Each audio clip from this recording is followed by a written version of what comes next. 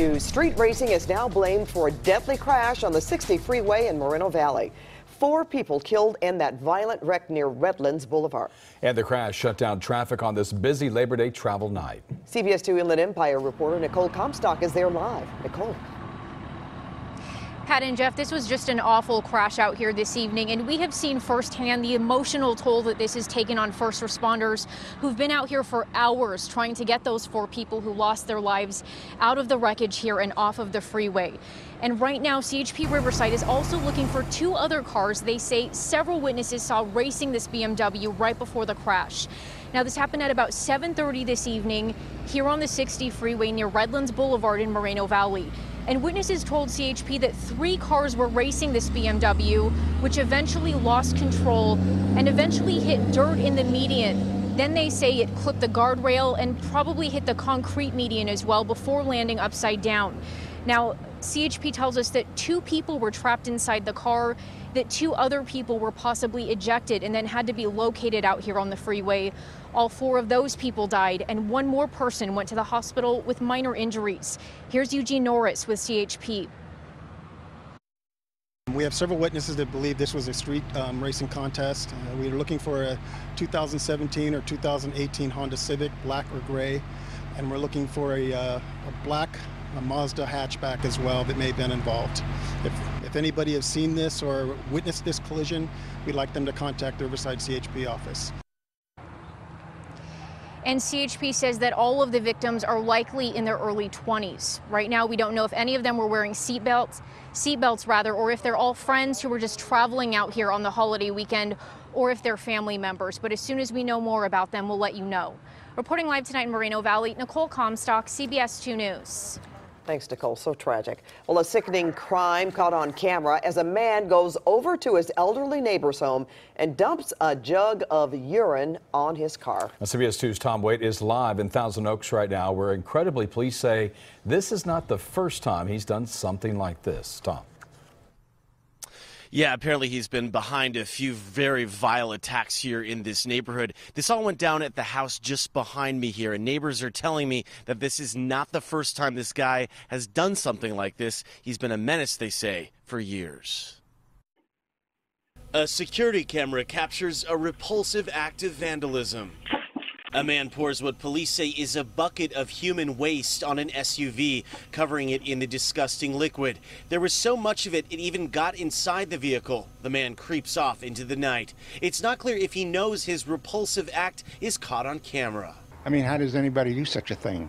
How does any logical person do such a thing? The SUV in the video belongs to 72-year-old Joseph Bloom. The man you see here is his neighbor, James Pearson, who was arrested after Joseph showed police the video. Living in fear is not a happy thing to do.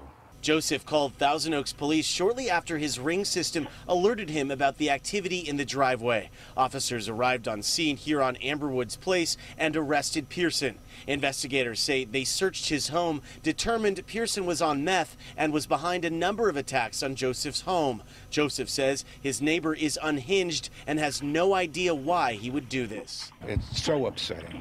The wife she has health problems at this age. We all have a little problem.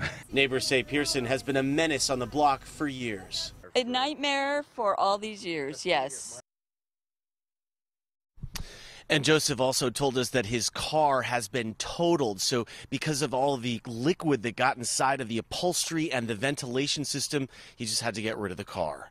Reporting live in Thousand Oaks, I'm Tom Waite, CBS 2 News. Let's go to some breaking news right now. Sky 2 is live over the end of a pursuit in Lake Balboa. Let's get right up to Stu Mundell. Stu? Well, the pursuit part's over, but the manhunt just getting underway. The driver of that vehicle, the pickup truck you see right there, was in pursuit earlier on, reported as an impaired driver. LAPD was chasing him a little bit on the freeway, a little bit on the streets. It came to an end out here on Burbank, just at the corner of Woodley. They went into tracking mode. It worked. The vehicle basically took that opportunity, stopped, and the guy got out and ran. LAPD now searching this area. This is the Lake Balboa area. The LAPD helicopter saying last place they saw him was running into a homeless encampment out here. A lot of brush, but they're going to search and they're going to try to find that driver. Live in Sky 2 over the Lake Balboa area. I'm Stu Mundell. Back to you two in the studio.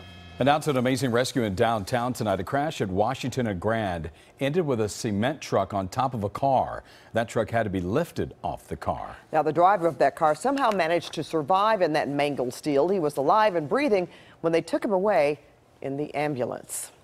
Now, a warning at Lakewood High School tonight after detectives are called for an assault on campus. And tonight, CBS 2 Orange County reporter Stacy Butler spoke to concerned students and parents. It's crazy that your kids are at school and they're not even safe at school. A shocking incident at Lakewood High School leaves students fearing the worst. He could be out there right now, and what if he's doing it to more students?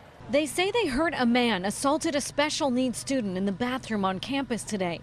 Tonight, parents received a voicemail message from the Lakewood High School principal. Today, Friday, August 31st, we had a report that a student may have been assaulted on our campus.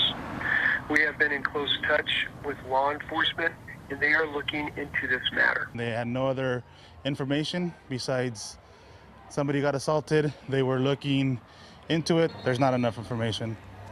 We want to know who got assaulted. Was it on campus? Was it outside of campus? Did somebody see it? Did nobody see it? I don't know. The Special Victims Unit in the LA County Sheriff's Department has confirmed they are investigating an on-campus incident. It's heartbreaking because you don't want to hear about any kid being assaulted at school. It's supposed to be a safe place for your children.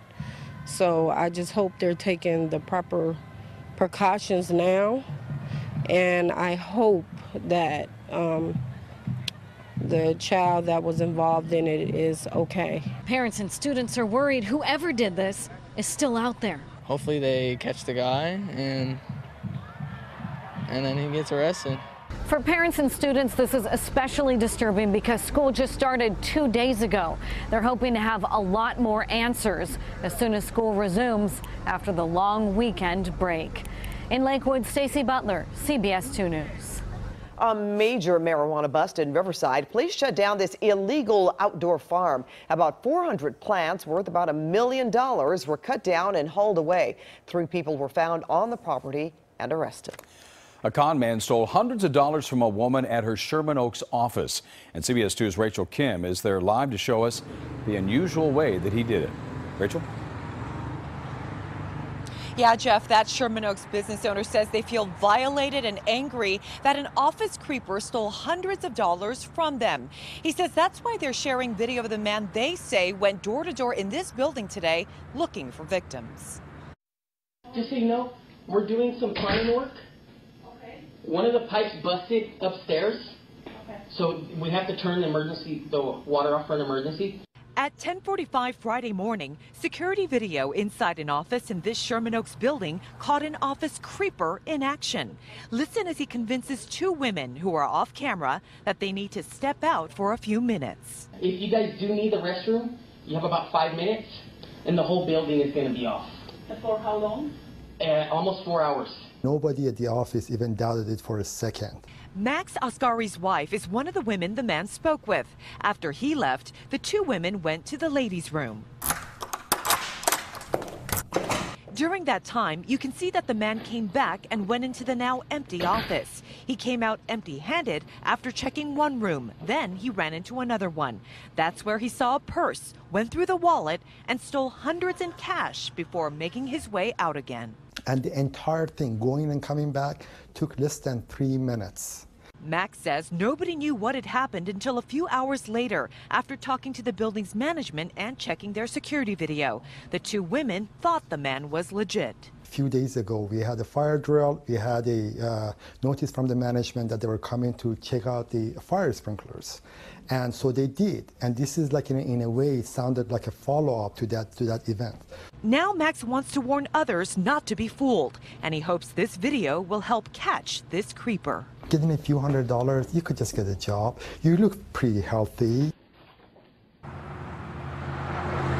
If you think you were a victim or if you have any information about that man, you're asked to call LAPD's Van Nuys division.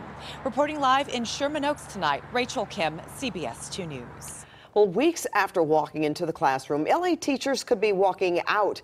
They just voted overwhelmingly to authorize a strike. UTLA says 98% of its members voted yes. The union's board is now authorized to call a strike if talks with the district don't improve.